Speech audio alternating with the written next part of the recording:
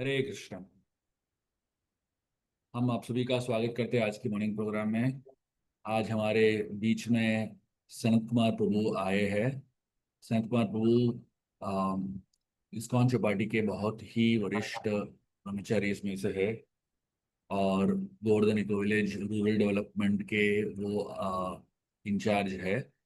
और इस्कॉन गोवा को कई सालों से उनके मार्गदर्शन में और उनके प्रेरणा से हम मैनेजमेंट जो जो भी आप यहाँ पे सिस्टम्स बन रहे हैं उनके मार्गदर्शन में हो रहे हैं। हम बहुत ही कृतज्ञ हैं संत कुमार प्रभु के वो हमारे साथ जितना सेशन में जुड़े और उसके साथ साथ आज के इस मॉर्निंग लेक्चर के लिए भी वो उपस्थित है। आइए संत कुमार प्रभु का हम संग लेते हैं और उनके मुखारविंद से सुनते हैं और उनको उनकी प्रेरणा से हम अपने भक्तिमय जीवन में आगे बढ़ने की कोशिश करेंगे। Thank you very much Sant Kumar Prabhu for joining here.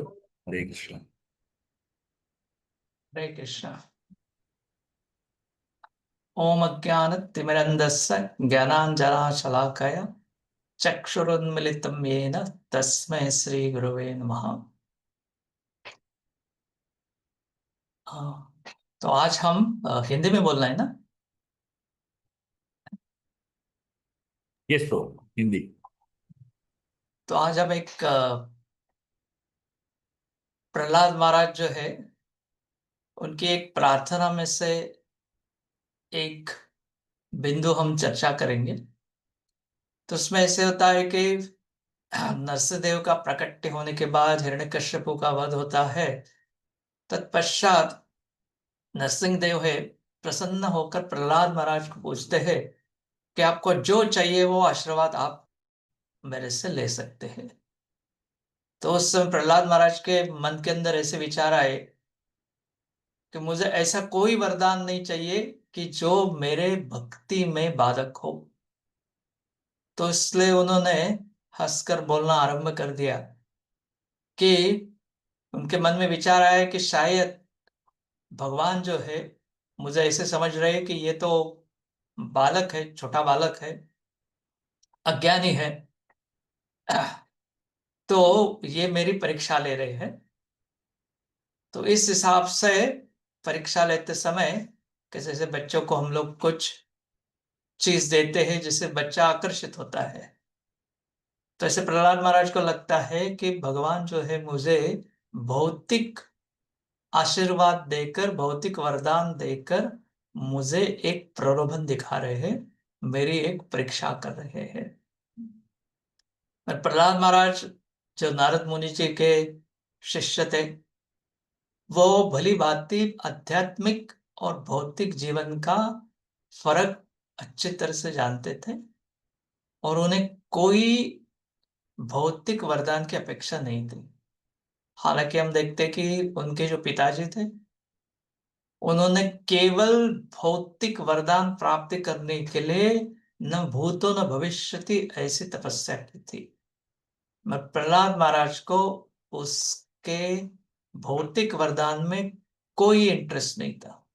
उनको केवल भगवान के भक्ति में इंटरेस्ट था। तो इस प्रकार से क्या होता है कि भगवान और उनके गुरु महाराज जो है हमको हमेशा एक परीक्षा लेंगे और परीक्षा में अगर हम उत्तीर्ण होते हैं तो हमें भगवान की शुद्ध भक्ति प्राप्त होती है। तो ये सबसे महत्वपूर्ण है। जैसे भगवान श्री कृष्ण जो है वो श्रीमद् भागवत में जैसे एक अश्वत्थामा का प्रसंग आता है कि जिसमें अश्वत्थामा को बंदी बनाया जाता है और वहां पर चर्चा हो रही थी कि भाई अश्वत्थामा को मृत्यु दंड दिया जाए या अन्य कोई सजा दी जाए। तो वहां पर साक्षात भगवान जो है वो कहते हैं कि इसको मृत्यु दंड की सजा देनी चाहिए क्योंकि उन्होंने इस प्रकार से अत्यंत अशास्त्रिक और निगृण कार्य किया है, क्रूर कार्य किया है, इसलिए इनको देहांत ही सजा देना चाहिए, ऐसे खुद भगवान बोल रहे हैं। मगर अर्जुन क्या कहते हैं और द्रौपदी कहते हैं कि नहीं, इसको हम छोड़ देंगे इन द सेंस क्योंकि ये हमारे गुरु का पुत्र है, ये इनके पिताजी से हम धनुर्विद्या सीखे हैं तो भले ही उन्होंने हमारे प्रति कितना भी अपराध किया क्यों न हो, हम उनको क्षमा करेंगे। तो उस समय भगवान जो है अर्जुन को निर्णय के लिए देते हैं। भीम बोलता है कि इसको देहांत दिया जाए, द्रौपदी बोलते हैं नहीं, इसको छोड़ दो। तो उस समय अर्जुन जो है वो इस प्रकार से रास्ता निकालता है कि जैसे उसका मणि निकाल के ले जाता है और उसको अपमानित किया जाता है कि जो क्षत्रिय के लिए एक मृत्यु दंड के समान होता है, और फिर वहां से उसको छड़ा जाता है। तो वहां पर भगवान देखना चाहते थे कि अर्जुन किस प्रकार से आध्यात्मिक प्रगति किया है, किस प्रकार के वैष्णव का हृदय जो है वो करुणा से भरा हुआ रहता है, अपने प्रति अपराध के व्यक्ति को भी वो क्षमा कर देता है। तो भगवान का एक गुण होता है क्षमाशीलता। भगवान को करुणा सागर कहा जाता है। तो इसलिए ये जो है सबसे महत्वपूर्ण होता है कि भक्त के जीवन में क्षमाशीलता ये गुण हमेशा होना चाहिए।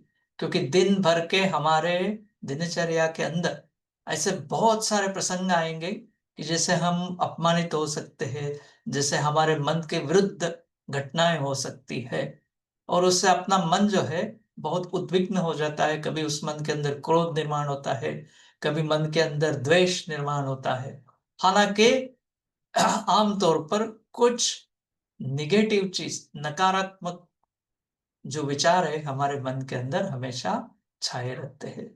तो इसलिए सबसे महत्वपूर्ण होता है कि दिन भर में दिन की शुरुआत हम इस प्रकार से श्रीमद् भागवत के अध्ययन से करते हैं, तो हमें एक कंपास के तरह से वो हमको हमेशा भौतिक भावना से निकालकर आध्यात्मिक भावना में स्थित कर देता है।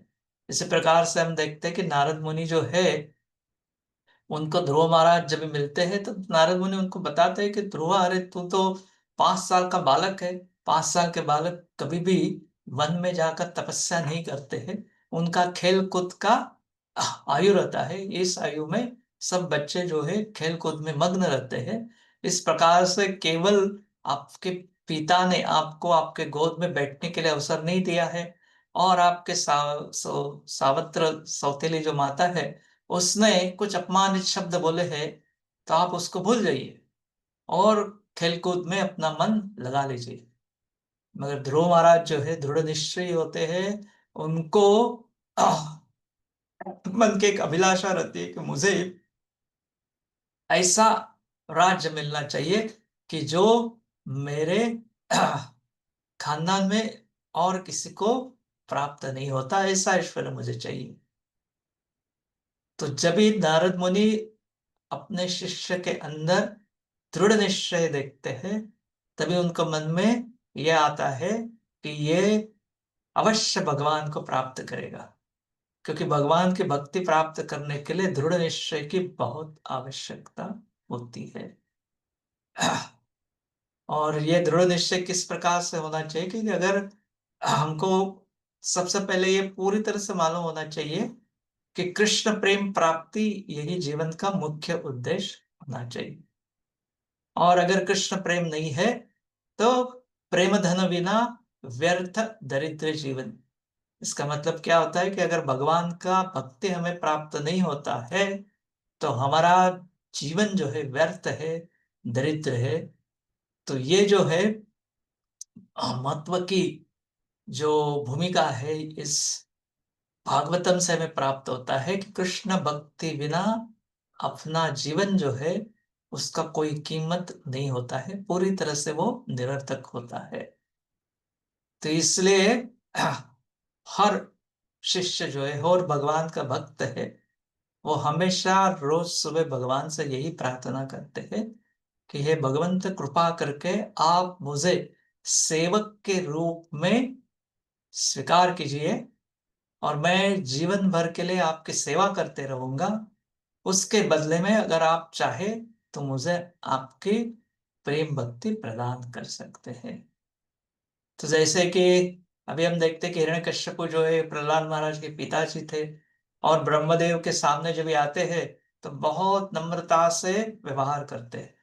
हालांकि जब वरदान प्राप्त होने के बाद वो ऐसा उधम मचाते हैं, इतना कुर्क कार्य करते हैं वह ब्रह्मा जी के सामने बहुत विनय पूर्वक आचरण करते हैं। तो ये नम्रता का उनका छिपा उद्देश्य क्या रहता है कि जिससे मुझे ब्रह्मदेव से वरदान प्राप्त हो जाए। सो ब्रह्मदेव के सामने बहुत नम्र थे। तो श्रील प्रभुपाद जो है ईशोपनिषद जो है उसमें हिरण्यकश्यपु का वर्णन कनिंग जेंटलमैन इस हिसाब से करते हैं। तो इस प्रकार की नम्रता का कोई फायदा नहीं होता है। हमारी जो नम्रता है वो वास्तविक नम्रता होनी चाहिए, क्योंकि सेवक जो है वो हमेशा विनित रहता है। नम्रता बिना हमारा आध्यात्मिक जीवन आरंभ ही नहीं हो सकता है। अगर कोई व्यक्ति के अंदर नम्रता का गुण नहीं है तो वो भगवत प्राप्ति करना, भगवत भक्ति करना उसके लिए बहुत मुश्किल जाता है। सो इसलिए ये महत्व है कि सुबह सुबह जो है हमारी भावना चेतना जो है वो आध्यात्मिक इससे अच्छी तरह से आनंदित हो जाए, अच्छी तरह से उनको एक दिशा प्राप्त हो जाए। और उसके बाद में जो है हम भगवान की भक्ति कर सकते हैं। इसे एक अंत में वामन देव के बारे में हम देखते हैं कि वैसे देखा जाए तो बलि महाराज जो है वामन देव का सारा ऐश्वर्य हरण कर लेते। मगर कैसे होता है कि बलि महाराज को ये जो उनका ऐश्वर्य है वो भक्ति करने से प्राप्त नहीं हुआ होता है, वो उनके कर्म से उन्हें प्राप्त हुआ होता है। उससे क्या होता है कि भगवान उनका ये ऐश्वर्य निकालते हैं और एक आत्मनिवेदन, एक शरणागति का अत्युच्च उदाहरण उनके सामने होता है और साक्षात भगवान जो है उनके द्वारपाल बनते हैं। तो इस प्रकार से हमको देखना है कि प्रहलाद महाराज क्या जानते थे कि पैसा जो है हमेशा हमारे चिंता का ही कारण होगा, क्योंकि पैसे कमाने के समय हमें बहुत कष्ट करना पड़ता है, बहुत एंजाइटी लेना पड़ता है। धन प्राप्त होने के बाद उसकी रक्षण की व्यवस्था करनी पड़ती है, उसके लिए चिंता होती है। और जब हम धन का खर्चा करते हैं तो उस समय भी बहुत बार मन में पीड़ा होती है कि क्यों हमने इतना खर्चा किया है, कि ये करना चाहिए था कि नहीं करना चाहिए था। तो इस प्रकार से धन जो है हमेशा चिंता का कारण रहता है। इसलिए यहाँ पर प्रहलाद महाराज कह रहे हैं कि मुझे कोई भौतिक वरदान की आवश्यकता नहीं है, आप केवल मुझे आपके चरणों की हमेशा निरंतर सेवा प्राप्त कीजिए, वही मेरे लिए सर्वोत्तम वरदान होगा। हरे कृष्ण। हरे कृष्णा। हम संत कुमार प्रभु के आभारी है कि वो अपना कीमती समय निकाल के हमारे संग में आए और हमें उनका मार्गदर्शन मिला प्रहलाद महाराज के टीचिंग्स और प्रहलाद महाराज के प्रार्थना से। हम प्रभु जी से अनुरोध करते हैं कि एटलीस्ट महीने में एक बार आए और हमें उनका संग का लाभ मिले। और कभी भी उनको समय मिले तो हमारे साथ जप करने के लिए भी आए। मंडे से सैटरडे हमारा रोज मॉर्निंग प्रोग्राम होता है। whenever you have time, the link is same, Prabhu, you can join any day, anytime, whenever you have some time. Thank you very much, Vaji. Hare yes. हाँ, हरे कृष्ण।